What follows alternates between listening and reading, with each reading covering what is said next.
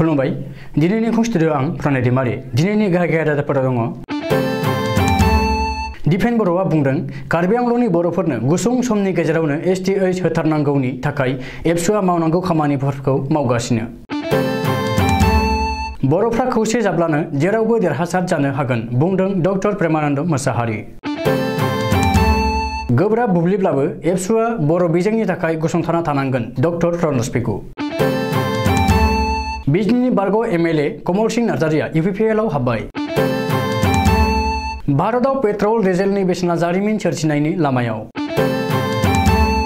बिहारनि बागलपुराव बम बेरफ्रुनानै सा 12 सुबुंनि जिउ खहा गोबां जोखोम इउक्रेनाव भारतनि सासे फरायसाया आरोबाव गुलि नांजादों दानिया फैदो आबुं रादाबाव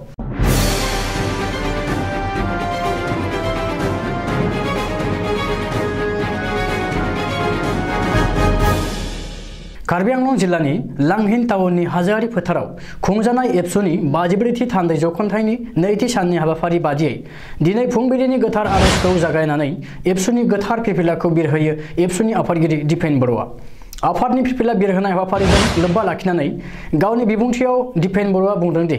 बिटिसि गोरोबथानि गेजेरजों कार्बि आंलंनि बर'फोरनो हाजोआरि मोनथाय होनांगौनि थाखाय दफा लाबोफादोंमोन नाथाय थांनाय गोलाव समाव सोरखारा मावफुंनानै होदिया होननानै दुखु फोरमायो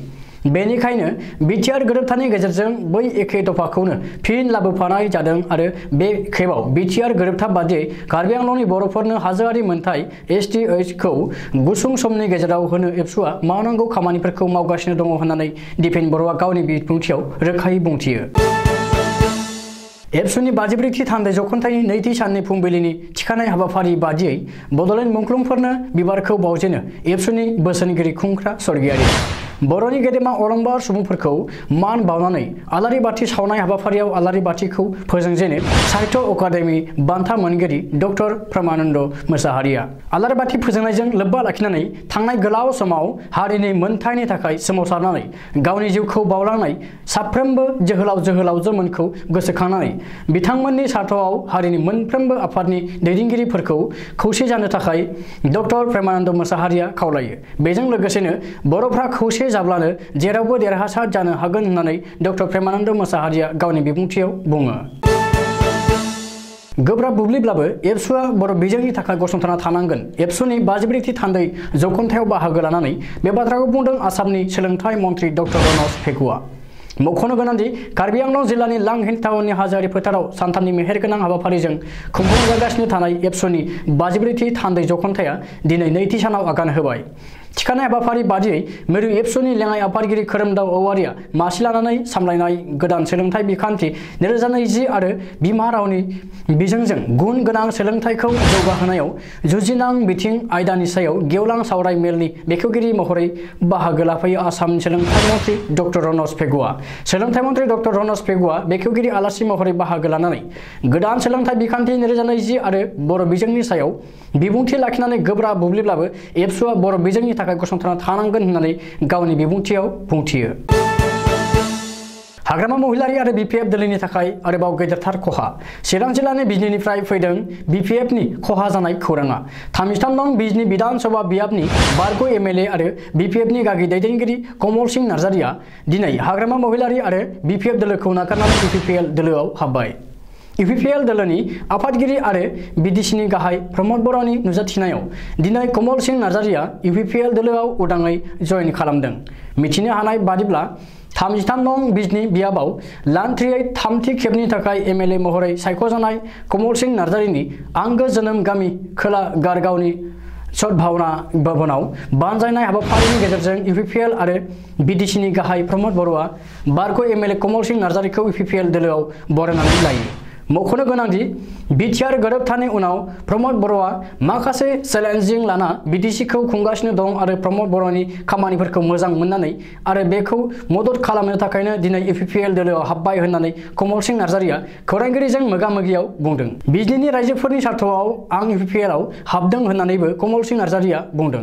बारग' MLA कमल सिंह नार्जारिया 2021 मायथाइनि विधान सभा बिसायख'थियावबो BPF दोलोनि टिकेटजों बाहागो लादोंमोन नाथाय BJP नि बिजाथिनि आखायाव जेननो गोनां जायो कमल सिंह नार्जारीखौ UPPL दोलोआव बरायनायनि उनाव गारगामियाव थानाय पलिटेकनिक इन्स्टिट्यूटनि बाउन्डारि वाल बानायनायनि अन्थाइ खुन्थियाखौ BTCनि गाहाय प्रमद बर'आ बेखेवनानै होयो। बे हाबाफारियाव BTCनि बुंथिगिरि काथिराम बर', मावफुं सोद्रोमा धनन्जय बसुमतारीजों लोगोसे दोलोनि गोबांसा दैदेनगिरि आरो सोद्रोमाफोराबो बाहागो लायो। मख'नो गोनांदि EM धनन्जय बसुमतारीयाबो गिबियाव BPFनि सोद्रोमामोन। नाथाय BPFआ BTCनि बिसायख'थियाव सिंगल मेजरिटी मोननायनि उनावबो सोरखार दानो हायैयाव धनन्जय बसुमतारीया UPPL दोलोआव हाबफैयो आरो प्रमद बर'आ मावफुं सोद्रोमानि मोनसे मासिखौ धनन्जय बसुमतारीनो होयो। रासिया इउक्रेननि दावहाया भारतावबो गोहोम गोग्लैगोन आरो भारतारिफोराबो भुगिनांगोन, अलखदनि जेंनाजों मोगा-मोगि जानांगोन। रासिया इउक्रेन दावहानि जुनै भारताव पेट्रल, डिजेल आरो गेसनि बेसेना गोख्रों हाराव बारायगोना रोखा। बेनि गेजेरावनो भारताव पेट्रल, डिजेलनि बेसेना जारिमिन सोरजिगोन होननानै माखासे थाखोआव सावरायनायखौ नुनो मोननाय जादों। रिपर्ट बादिब्ला रासिया इउक्रेन दावहानि थाखायनो गोथां थावनि बेसेना गोदान रेकर्ड सोरजिनानै मोनफ्रोम बेरेलाव $117 दावखोबाय। बेखौ नोजोर होयोब्ला भारतावबो पेट्रल, डिजेलनि बेसेना लिटारफायाव 20 निफ्राय 30 रां बारायनो हागौनि इसाराखौ नुदों होननानै सुलुङाव बुंदों। मख'नो गोनांदि भारत हादरनि मोनबा रायजोआव सोलिगासिनो थानाय बिधान सभा बिसायख'थिनि उनावनो मिरु सोरखारा पेट्रल, डिजेलनि बेसेनखौ बारायगोननि लामाया स्रां होननानैबो माखासे थाखोआव सावरायदों।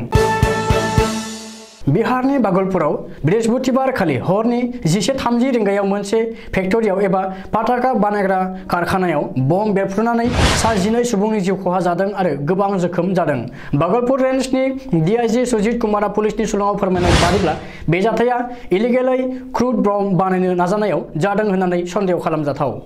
अदेबानि जाथायनि सोमोन्दै पुलिसआ नायबिजिरगासिनो दं होननानै मिथिहोदों। बेनि अनगायैबो बागलपुरनि दातारपुर थानानि लकेल पुलिसआ जाथाय जानाय जायगायाव थाबैनो थांनानै रैखाथिनि खामानिखौ मावदों आरो जोखोम जानाय सुबुंफोरखौ लोगो लोगोनो बागलपुरनि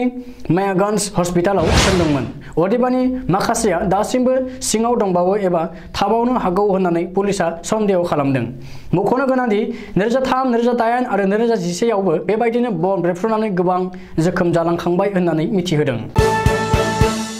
रासियान आर्मिनि गाग्लोबनायाव इउक्रेननि राजथावनि कियेभआव आरोबाव भारतनि सासे मेडिकेल साइन्स फरायसाया गुलि नांजानानै जोखोम जादों। आथिखालाव जोखोम जानाय इन्डियान फरायसाखौ हस्पिटालाव एडमिट खालामबाय होननानै इन्डियान एम्बासिआ मिथिहोदों। मिरुनि मन्त्रि जेनेरेल VK सिंहआ गावनि टुइटार एकाउन्टआव लिरनानै बे खौरांखौ रोखा खालामदों। मख'नो गोनांदि भारत सोरखारनि अपारेशन गंगानि जोहै इउक्रेनाव नांथानानै थानाय इन्डियान फरायसा आरो नोगोरारिफोरखौ भारताव लाबोजोबनो थाखाय आथिखालाव मोदी केबिनेटनि 4 मन्त्रि फारियै general VK Singh, Jyotiraditya M Scindia, Mandeep Singh Puri आरो किरेन रिजिजुमोनहा दाब दाब हादराव थानानै रैखाथिनि खामानिखौ नोजोर होगासिनो दङ। आथिखालाव मन्त्रि जेनेरेल VK सिंहआबो पलेन्डआव दंगासिनो आरो पलेन्डनिफ्रायनो बे खौरांखौ गावनि टुइटाराव लिरनानै फोरमायदों। दिनैनि रादाबा एसेनोसै, गोजोन्थों।